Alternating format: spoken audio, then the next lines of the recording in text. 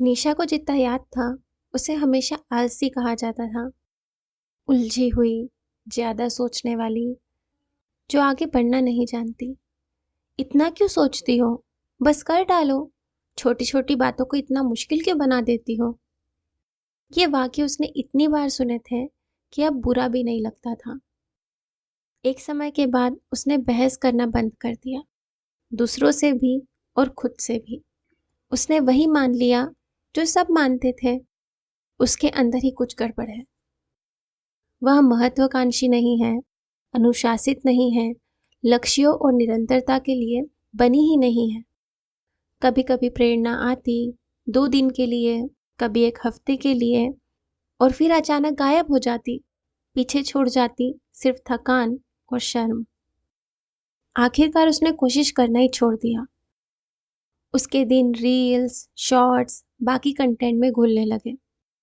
कभी कभार वह कुछ करती जब अचानक कोई प्रेरणा उठती, लेकिन अब उसे उस पर भरोसा ही नहीं रहा। लोग अब भी कहते थे, पर वह प्रतिक्रिया नहीं देती थी। फिर एक दिन उसकी नज़र एक वीडियो पर पड़ी। उसमें बताया जा रहा था कि कैसे अस्थिर और अनिश्चित माहौल में बड़ा होना किसी इंसान की कदम उठाने की क्षमता को धीरे धीरे खत्म कर सकता है। इसलिए नहीं कि वह करना नहीं चाहते, बल्कि इसलिए कि उनके शरीर ने सीख लिया है कि कुछ करना खतरनाक है। वह पूरी तरह समझ नहीं पाई, लेकिन भीतर कहीं कुछ छू लिया गया था। उस रात उसने एक कॉपी निकाली। बिना सोचे उसने एक शीर्षक लिख दिया, मैं इतनी आलसी क्यों हूं। वह देर तक पन्ने को देखती रही। उसे नहीं पता था कि कुछ आएगा भी या नहीं। फिर अचानक शब्द बहने लगे, मुझे नफरत है कि मैं ऐसी हूं। ऐसा नहीं है कि मैं कुछ करना नहीं चाहती, मैं चाहती हूं, लेकिन शुरू करने की ऊर्जा मुझे कभी मिलती ही नहीं। मेरी प्रेरणा टिकती ही नहीं। मैं जो भी कोशिश करूं कुछ बदलता नहीं। मैं बार बार सोचती हूँ, मुझ में क्या गलत है? क्या मैं टूटी हुई हूँ? क्या मुझे कोई मानसिक समस्या है? या फिर लोग सही हैं? क्या मैं सच में आलसी हूँ? मैं बदलना चाहती हूँ, मैं कुछ बनाना चाहती हूँ, मैं काम करना चाहती हूँ। तो फिर मैं बदलती क्यों नहीं? मैं खुद को क्यों नहीं समझ पाती? वह पन्नों पर रो पड़ी। सवाल का जवाब नहीं मिला, लेकिन पहली बार उसने बिना काट छांट के सच लिखा था। उसके बाद जिंदगी अचानक नहीं बदली। वह अब भी स्क्रॉल करती थी, अब भी ठहर जाती थी, अब भी इंतजार करती थी, लेकिन अंदर कुछ चुपचाप बदल रहा था, जैसे कोई दरवाजा थोड़ा सा खुला रह गया हो। एक दोपहर लिखने की इच्छा फिर लौटी। उसने कॉपी खोली, कुछ नहीं आया।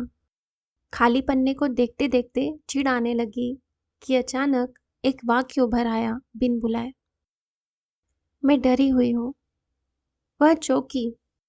यह तो सच नहीं है, उसने सोचा। फिर भी उसने लिख दिया। उसके नीचे एक और वाक्य अपने आप आ गया, किससे। वह कई मिनट तक कलम घुमाती रही, फिर लिखा, उन्हें निराश करने से। उसका शरीर सख्त हो गया। किसे? अपने माता पिता को। अब यह लिखना नहीं था, यह सुनने जैसा था। वे मुझसे हमेशा निराश रहते थे। मुझे कभी समझ नहीं आया कि मैं क्या गलत कर रही हूँ।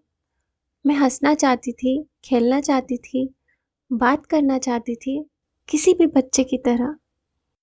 लेकिन मुझे नहीं पता था कि किस समय क्या ठीक है। मैंने सीखने की कोशिश की, सच में की, फिर भी मैं उलझी ही रही। यादें उभरते ही उसका हाथ कांपने लगा। मेरे हर काम का नतीजा कभी तय नहीं होता था। एक ही व्यवहार, एक दिन हंसी लाता तो दूसरे दिन डांट। मेरे पिता के कोई संकेत नहीं होते थे। एक पल बहुत प्यार से भरे और अगले पल आक्रामक। और जब ऐसा होता था तो मेरी माँ मेरी ओर देखकर कहती, तुम ही हर बार समस्या क्यों बनती हो? क्या तुम्हें इस घर में शांति नहीं चाहिए? सब मुझे दोष देते थे। उन्हें लगता था कि मुझे अव्यवस्था पसंद है, लेकिन ऐसा नहीं था। मुझे खुद को व्यक्त करना पसंद था। आंसुओं से पन्ना धुंधला हो गया। मैंने और कोशिश की, चेहरे पढ़े, आवाज़ों के उतार-चढ़ाव सुने, बोलने से पहले कमरे को परखा, चुप रहने की कोशिश की, फिर भी मैं गलत ही रहती। उसने लिखना रोक दिया। उसकी छाती दर्द कर रही थी। यह प्रेरणा नहीं थी, यह एक घाव था, जिसे उसने कभी नाम नहीं दिया था। उसने पन्ने फिर से पढ़े, धीरे-धीरे, और तब एक विनाशकारी सच सामने आया। उसने अपने सवाल का जवाब खुद दे दिया था। वह आलसी नहीं थी। वह इसलिए कुछ नहीं करती थी, क्योंकि उसने कभी नहीं सीखा कि कब कुछ करना सुरक्षित है। उसके बचपन ने उसे एक क्रूर सबक सिखाया था। अगर कुछ गलत हुआ, तो शायद गलती मेरी ही है।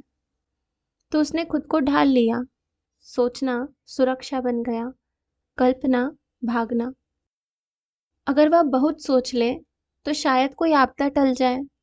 शायद वह वैसा विकल्प चुन ले जो किसी को परेशान ना करे। लेकिन सोच कभी स्पष्टता नहीं, सिर्फ थकान ही लाती थी। इच्छा उठती धीरे से, शायद मैं यह चाहती हूँ, और तुरंत डर आ जाता।